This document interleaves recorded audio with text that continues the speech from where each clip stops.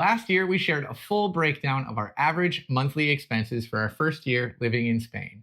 But it's been an entire year, so it's time for an update. 2024 was an incredible year. We settled into our second year of life in Galicia, Spain, and explored more of this unbelievable country. In this video, we're going to share an updated breakdown of our average monthly expenses for 2024, including things such as our rent and utilities, dining, entertainment, groceries, and a lot more. And since this is our second year living in Spain, we can share how a lot of our expenses have changed over time so that you have an even better sense of what it actually costs to live here. Spoiler alert, some of our expenses have actually gotten cheaper since 2023. Make sure you watch to the end for our grand total. We won't make you do math this year. I'm Lainey. And I'm Shawn. And this is Days We Spend. This is literally what we spend on the days we spend. All the expenses we're presenting in this video are for two people. So all of our monthly averages are two people living as a couple in Spain. So if you're a single person or a family, you'll need to adjust your expenses accordingly. We're also sharing pretty much every category in this video in euros because that's the currency it's purchased in. The exchange rate fluctuates so much from month to month. It's really not worth converting it to dollars. So how did we get to the numbers we're sharing? Well, we track every single euro that we spend on a very detailed Excel spreadsheet. It's kind of crazy, and I don't recommend it for everyone. We've broken our expenses in this video into two main sections. The first is fixed costs. That's things like rent, utilities, private health insurance, and Wi-Fi and phone bills. Obviously, there's a little variance with where you live. Barcelona is not the same as Orense. The next section is discretionary spending. We have our discretionary costs in 11 categories, and those are dining, groceries, sundries, health and hygiene, gym, Spanish class, entertainment, alcohol, coffee, transit, fees, and even some tax information this year. We're sharing some tax stuff with you guys finally. To be clear, it's not a full breakdown of taxes. That is a very complicated topic, but we want to be transparent about some of the expenses that you can expect. Again, these numbers are for us in Galicia. That is not to say that this is what it costs to live in Spain, but I do think it's indicative of a lot of the averages and can help you kind of level set depending on where you want to live. Let's dive in. This is how much it costs to live in Spain as a couple. Year two, let's get weird. Our fixed costs. We have four categories for fixed costs. Our rent, this lovely 2-bedroom, 2-bath, in Old Town, Orense, is 600 euros a month. That includes our community fee, which is like a local apartment maintenance fee that you'll find in Spain. That number has not changed at all since 2023. We don't have a parking space included and we don't own a car. So if you are looking for an apartment with parking, that's going to be a much higher expense. Typically, parking is anywhere from 50 to 70 euros in our experience here. In larger cities, it'll be closer to 90 or 100 euros. Community fee is also included in our rent, like I said, but it's often not included. Pay attention to that. We live in an inland city of about 120,000 people. It's called Orense, and you'll have very similar costs if you live in another inland mid-sized city, such as Logroño, Oviedo, Burgos, León, Pamplona, Salamanca, Keep going. Toledo, maybe. You could easily expect to pay double or even triple what we pay if you live in Madrid, Barcelona, Valencia. Keep that in mind. But it's also worth pointing out that while our rent has not increased, the average rent in Orense actually has gone up significantly. I would say probably 10%. Yeah. Since we found this apartment. So if we were looking for this apartment now, it would not cost what it does. And we've seen similar sized apartments for 2-bedroom, 2-bath with similar amenities going for 700. We pay 3 utility bills. Those are electric, water and sewage, and gas. Gas heats all of our water for like showers and hot water, and it also is part of our radiator system. Many apartments in Spain will have electric heating. Some will have city heating, which is included in your community. It varies. Make sure that you ask about the calefacción. It's really important that you know what kind of heating you have because gas can be very expensive, but our bills have been on average about 47 euros a month, which is actually slightly down from last year. We're paying 21 euros a month less than we did last year, for the same utilities. A lot of it is we know how our apartment works better. So we know how to set the radiators, how to set the thermostat more. I wouldn't say we're more conscious about our water bill. We're always the same amount of conscious with that. We run our washing machine and dishwasher the same amount we did last year. The shower is on right now upstairs. I just turned it on because I don't care about water. No, but our heating bill is actually a little low for Galicia in general, where you do need heat because we have a pellet stove. So in our total of 47 euros a month, we're actually including the average cost of our pellets that we have to buy to run our pellet stove. Our other fixed expense that kind of has to do with our apartment is our Wi-Fi and phone bill, which we have bundled this year as one. We switched to Pepe Phone. Our Wi-Fi included 2 phone lines, which means currently we pay an average of 51.90 euros a month for our 2 phone lines and all of our Wi-Fi that we could possibly need. It also included Netflix and Amazon Prime Spain. So that was a decrease from last year of 13.5 euros less per month. Our last fixed expense is our private health insurance. We're on a visa, so we have to have private health insurance, unlike Spaniards who are on the public health system. So we have the insurance called Adeslas, and we pay about 98 euros a month for the both of us. But you pay for it all up front in the year. So we paid 1,176 euros total for both of us to have all the healthcare costs we need. We paid a little less this year than last year because we took dental out, but next year we're actually putting dental back in. Part of the non-lucrative visa is that you're required to have no copay, no deductible private health insurance, which depending on your age and your pre-existing conditions, the price can vary a lot. So our running total of fixed costs, rent, utilities, Wi-Fi and phone, and required health insurance is 796 euros a month, rounded up to 800. For 2 of us. That's for both of us. And that number, 796 euros a month, is actually down 55 euros on average for those same 4 categories compared to what we paid last year, which is incredible. Our cost of living is slowly coming down. Now that we've gone through all of our fixed costs, we're going to move on to our discretionary spending category. This is the juicy stuff.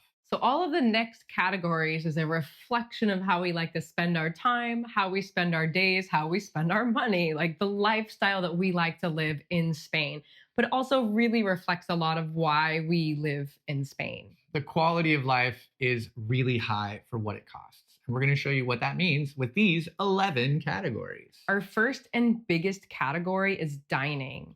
And that cost us 412 euros a month for both of us to eat out in Spain. All the tapas, pinchos, raciones, jamón, vino. That includes every meal, and it includes all the wine, anything that we had while we were at a restaurant. So this is a decrease from last year of 40 euros a month because we just knew what we liked to eat more. But we also cooked a lot more this last year. Yeah, I would say that. We actually made a whole video about the cost of what you can expect for an average tapas crawl here in Orense. We showed you what it costs and what you get for that. That is kind of how we like to eat. We don't do the raciones or the menu del dia, which are around 15 euros for a menu del dia. And a ration here, depending on what you get, 8 to 12 euros. Yeah, maybe more if it's seafood. We do eat raciones and we do get a menu del dia, but we don't do that very often. So I'd say we go out to eat about 3 times a week when we're here in Orense, but we also travel a lot and we walk the Camino a lot. So when we're out on the road, we eat out 7 times a week, at least for dinner. 14, yeah, we eat a lot. Everyone's going to be different here. Obviously, if you like expensive wine and lobster, your number's going to be a lot higher. Yeah. But actually, I think that 400 euros for a couple is actually in the average for a lot of people. Again, like you said, we eat out often and we spend months of the year traveling where we can't cook. That's all folded into this number. And hopefully that helps you set your expectations for your dining budget. But you can't talk about eating out and dining without talking about your grocery spend. On average, our grocery bill is 365 euros a month for both of us to eat like kings and queens on all the delicious local produce, food, and things at the market here in Orense. So that was a decrease of 3 euros a month from last year. It's almost the exact same, which for me is a win. And we cook a lot. Like, I love to cook. I make lots of experimental things. We do cook mostly vegetarian food because we eat so much like pork and beef when we're out. Yeah. So we eat a lot of like bean-based and vegetable-based dishes at home. Now we're eating through a ham. So When you go out to eat in Spain, you're getting meats, cheeses, seafoods. And at home, you cook the grelos, the greens, the tomatoes. So we tend to shop really seasonally with our produce, and I shop really locally when I can. We like to go to the local organic market for our groceries, and we sometimes go to the like local farmers market, as well as we kind of go to different grocery stores in Orense based on like the prices of the different goods and like what we're looking for. So we have a lot of, we go to Gadis, we go to Mercadona, we go to Froy's, and those are like our three main grocery And then stores. every now and then we go to Carrefour. The price of actual groceries has gone up in Spain in general. There's been a lot of inflation there, but we think that we're just a lot more savvy about what we're buying now. And that's partially why our total costs were decreased from last year. So another thing that we spend money on that is not technically groceries, but you often get at the grocery store is what we call it Sundries. This is like tissue paper, toilet paper, cleaning solution, shampoo, razor blades, things that you use, but they're laundry not. detergent, Laundry makeup, detergent. sunscreen, hand sanitizer. Yeah, stuff that you use, but it's not food. And our average spending in that category is about 34 euros a month, which is almost like another utility bill. That went up 2 euros from last year. It's about the same to us. To That me, that's the probably same. was the cost of the goods actually increased. Our next category is health and hygiene, and we spent about 52 euros a month for both of us in this category. This actually increased by 18 euros from last year for a number of reasons. So things that are included in this category are prescriptions. So I had like a sinus infection, I had to get antibiotics, just a couple other random things that we got prescriptions on. I mean, in total, we spent about 80 euros on prescriptions all year. So that's not so bad. Our health insurance is very, very good, but that doesn't mean that everything is free. You are still going to have to pay for prescriptions, over-the-counter medicine. We buy supplements, vitamins, probiotics, even just stuff like ibuprofen is in this category. Yeah, allergy medicine. I got the flu. And for me, though, the biggest expense in this category is I have to get equipment for my hearing aids, like batteries and cleaning supplies and dehumidifiers. So, but if you have contact lenses, that would be a very similar expense. Don't make assumptions that the things that are available over the counter in the US are going to be the same price or even available here in Spain. In this category, we actually put haircuts. Like I got more haircuts this year than I did the previous year. I think I need a haircut. Yeah, well, like genuinely, like I went to a really cheap haircut person in the beginning of the year. I didn't like it. And then I found a person that charges a lot more for a haircut. But she looks so good. But they do a great job. So I pay 13 euros to get my haircut by an old man with a straight razor. He doesn't even use scissors to cut the top of my hair.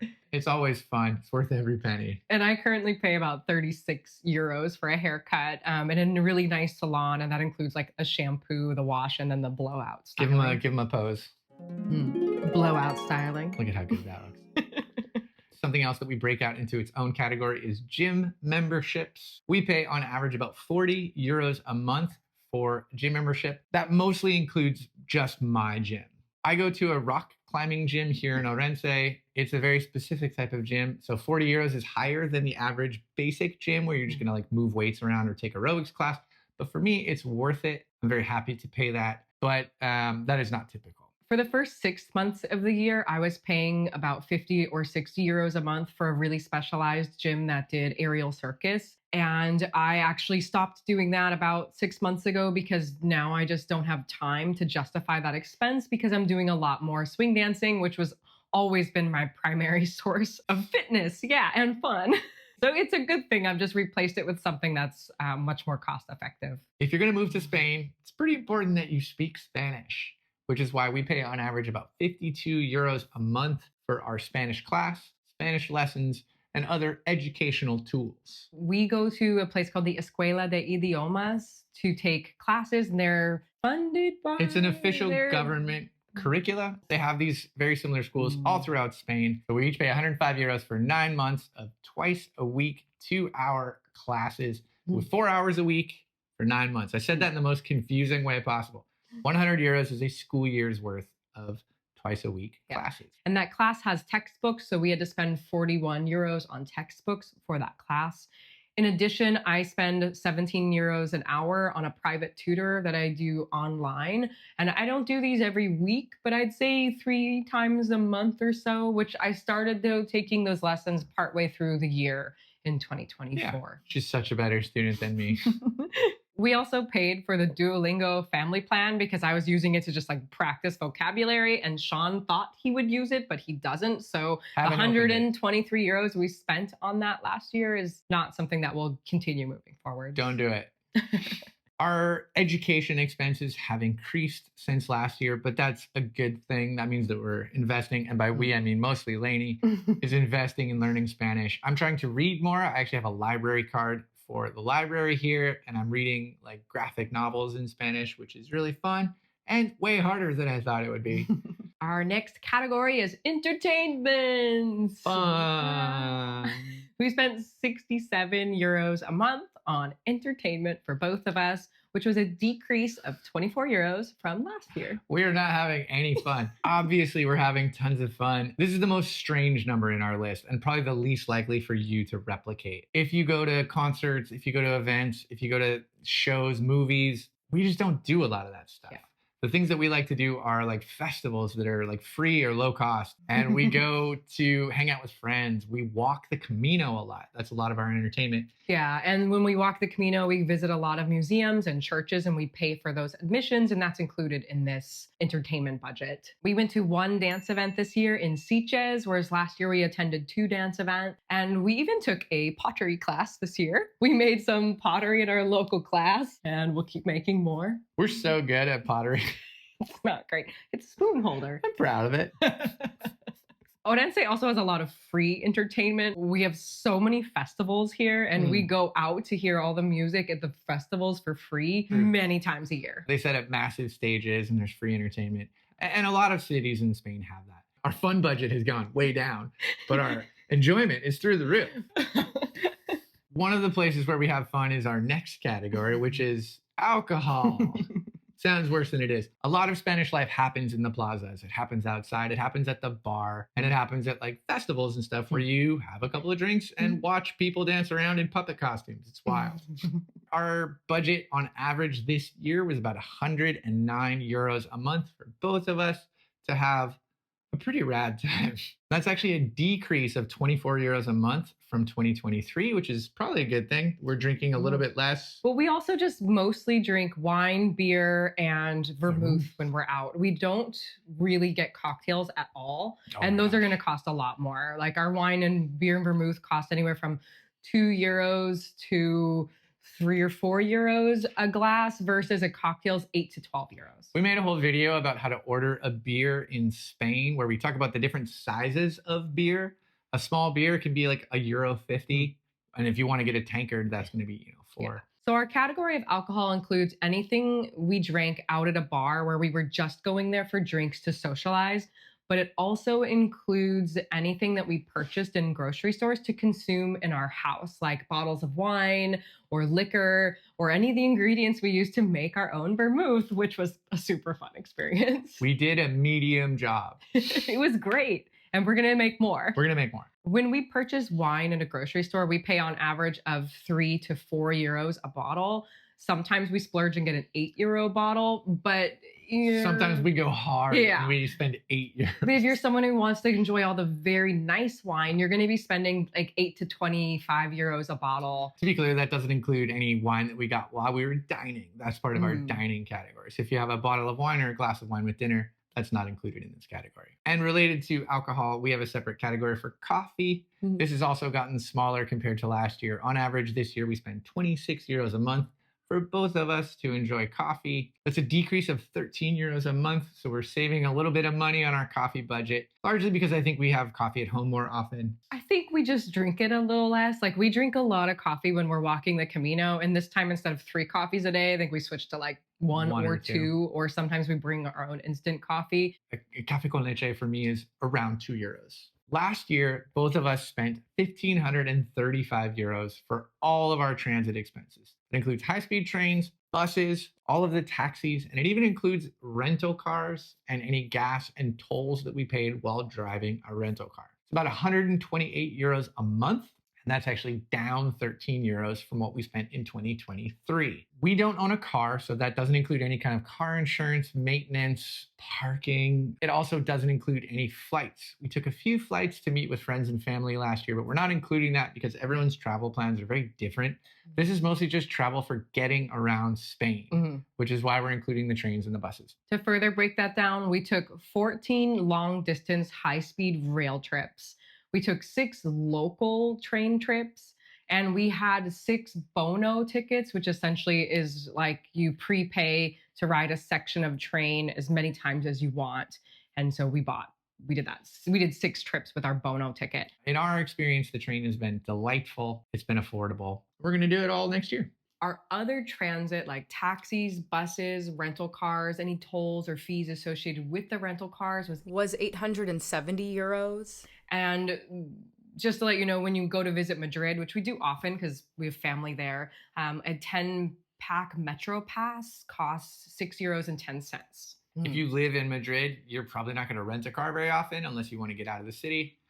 You'll take the high-speed train a lot because Madrid is the hub that connects the rest of Spain. If you live in a village, you're going to probably have a lot more expenses because you have to have a car. The last 3 things we're going to talk about are any miscellaneous fees, some customs duties, and of course, what we paid in taxes because we've been here long enough to be tax residents and have paid our taxes. So we're going to share that with you now. We paid $75 to transfer money from our US bank account to our Spanish bank account here throughout the year. That's for 4 transfers of different amounts. The amount of money that you pay for the fee varies on how much you transfer. We use Wise. I very much recommend Wise as a way to connect your domestic bank account to your foreign bank account. We can go into tons of detail about this, but it's around 20 euros each time we transfer money over. If you guys want a whole video about this, let us know. We'll get into the nitty gritty of setting up a bank account, transferring money, because it's a really complicated topic. We also paid a lot of customs and duty fees because anytime you get a package shipped to you in Spain from outside of Spain,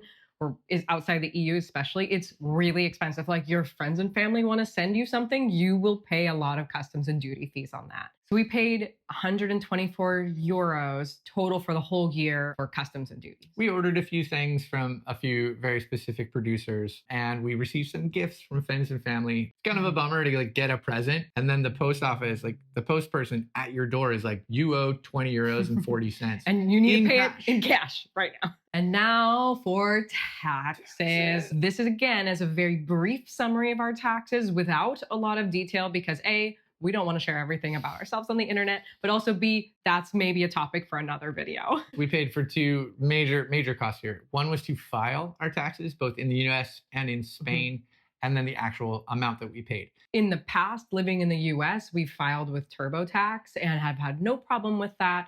But with our specific situation and the visa we're on, we actually couldn't file on TurboTax. Some people can living abroad. We could not because it doesn't include a very specific form. There's one form that you need. We couldn't get it. So we were frustrated. We went with one of those like expat tax service places. We thought we'd actually make a video with one of them because we were like, oh, like we need to learn about this. But the experience was so bad and so expensive that we need to find someone else to do it, our American taxes this year. Because we spent $1,275 to file our taxes. We got absolutely ripped off. I'm very upset with how it went. We're not trying to talk badly about a specific company, but it was way higher than we think it should have been. We're sharing that with you because it's a cost of not doing our research ahead of time. And that included our federal and our California state taxes, which was the last state of residence before we moved abroad. To be clear, that's for both of us. It's not $1,200 each. We will do our best to find someone that can do it for a better rate. We ended up getting a small refund, which is great. But even with the refund, it costs us more money to file our taxes than we had to. It sucked.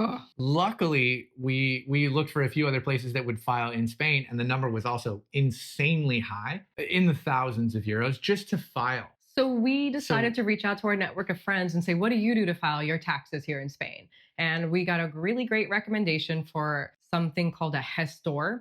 And gestor deals with a lot of your business and financial planning and filings. They're kind of like a CPA, like a notary. Our gestor was really diligent, was very responsive, and it cost us a whopping 100 euros to file both of our taxes, and an additional 80 euros to file a very specific form called the Tasa 720, which you're going to have to do. Again, this could be a whole video, and it probably will be. The difference between those experiences was brutal. So we did get a small refund in the US, but in Spain, we actually had to pay tax on capital gains for the investment portfolio that we have. So we actually ended up having to pay between 2,000 and 3,000 euros in capital gains tax to Spain in 2024. So if you total all of our discretionary spending together and you subtract taxes because we made a mistake and everyone's going to be different, it's about 1,285 euros a month for both of us to like eat out, buy delicious local groceries, have a good time,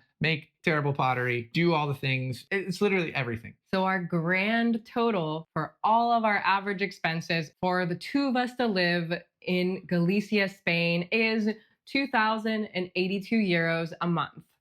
This number's down from last year. Last year, we spent about 2,800 euros per month on average to live. And I think that we just got better at life in Spain. So the things that increased were health and hygiene, education, and sundries, but not huge increases.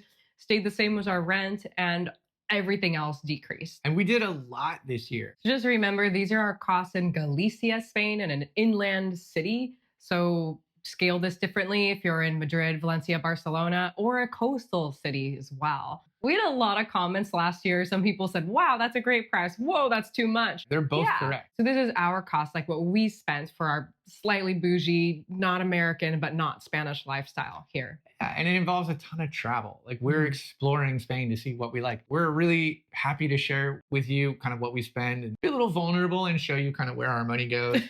And we hope that you can be kind about it. We love responding to your comments. We love chatting with you. We love helping you guys realize your dream of exploring Spain and moving here if that's something you're interested in 2025. Or just some ideas on how to spend your days a little differently. We have some videos about the visa process in 2025. If you're curious about moving here, we have the most up-to-date information. We talked with a visa and immigration expert, so check out that video. All of these things are linked below. We've got all sorts of resources for you so you can get information about Spain, as well as subscribe to our channel. Smash that like button. Gently touch the like button. Don't break your computer. Thank you guys so much for spending your day with us. We love spending our days with you. Yeah. We're looking forward to doing this again in a year at the end of 2025. But until then, happy 2025.